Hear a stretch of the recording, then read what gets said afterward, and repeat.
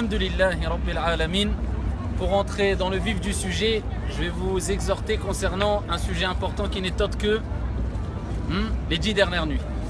Donc le conseil que j'ai à vous donner, c'est ne te fais pas avoir. Vous savez très bien que le prophète alayhi salatu wassalam a dit dans un récit prophétique authentique une expression qui veut dire honte à lui. Il parle de qui?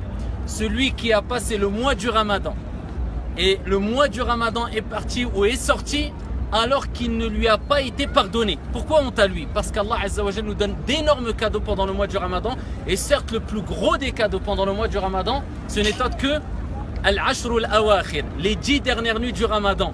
Le prophète alayhi salatu wassalam, comme il est relaté dans Sahih Muslim, comme Aisha radiyallahu anha wa ardaha nous l'a rapporté, quand rentraient les 10 dernières nuits, il évitait tout rapport sexuel avec son épouse et en plus de cela, il réveillait sa famille pour prier la nuit. Et dans un autre hadith rapporté par Muslim, Aisha radiyallahu anha wa ardaha a dit: il n'y a pas de nuit où le prophète alayhi salatu wassalam a fait plus d'efforts que les 10 dernières nuits du mois du Ramadan, alors que ses péchés passés et futurs étaient pardonnés. Et pourquoi pas, alors que pendant ces 10 dernières nuits, il y aura sûrement, bien sûr, Laylatul Qadr, la nuit du destin, où Allah Azza wa Jalla dit Khayrum min alfi shahr. Il n'a pas dit elle équivaut, mais il a dit elle est meilleure que 1000 mois. C'est pour cela que pendant ces 10 dernières nuits, chaque soirée, il faut que tu fasses une chose qui sort de tes habitudes.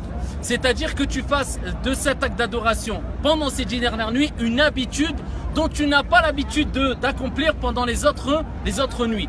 Tous les soirs, essaye de donner une aumône. Tous les soirs, pendant ces 10 dernières nuits, essaye de nourrir un pauvre. Tous les soirs, essaye de prier le minimum, 2 unités de prière.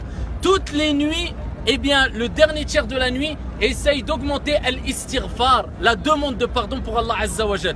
Toutes les nuits, invoque ton Seigneur Tabaraka wa Ta'ala. Toutes les nuits, essaye de faire quelque chose de spécifique et que tu vas garder de façon constante pendant les 10 dernières nuits pour être sûr à 100% bi'idnillahi Azza wa Jal que tu vas tomber dans la nuit du destin alors que tu auras été dans un acte d'adoration comme le fait de donner une aumône, nourrir un pauvre, ou alors prier la nuit, ou alors invoquer son Seigneur Tabaraka wa Ta'ala. Donc ne te fais pas avoir, accélère dans les actes d'adoration. Ces 10 nuits concernant, ou alors par rapport au reste des nuits de l'année, c'est rien du tout, mais ça rapporte énorme auprès d'Allah Azza wa Jalla.